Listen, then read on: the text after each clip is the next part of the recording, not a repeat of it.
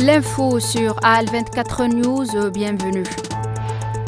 En Palestine, une femme est tombée en martyre et plusieurs Palestiniens déplacés ont été blessés ce lundi dans un bombardement sioniste qui a visé une école abritant des personnes déplacées au nord du camp de Nusayrat dans le centre de la bande de Gaza.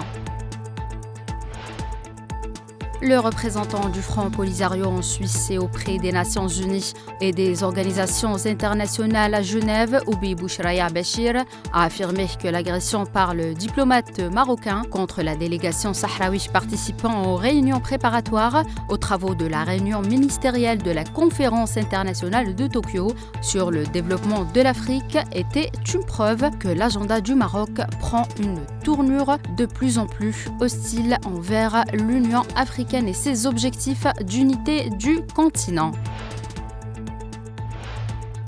Le président tunisien Kais Saïed a opéré hier un remaniement ministériel en nommant 19 nouveaux ministres et 3 secrétaires d'État, a rapporté l'agence de presse tunisienne TAP, citant un communiqué de la présidence.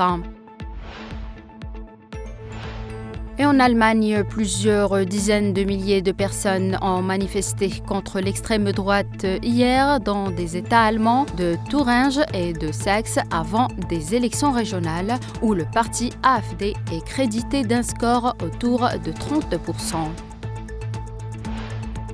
Et enfin, le Brésil est en guerre contre les incendies et la criminalité. C'est ce qu'a estimé la ministre de l'Environnement, Marina Silva, alors que l'état d'urgence a été déclaré dans 45 villes de l'état de São Paulo. À l'issue d'une réunion de crise avec le président Luiz Inácio Lula da Silva, la ministre a annoncé que des enquêtes ont été ouvertes par la police fédérale pour se pencher sur les causes des feux de brousse qui ont touché la région ces derniers jours.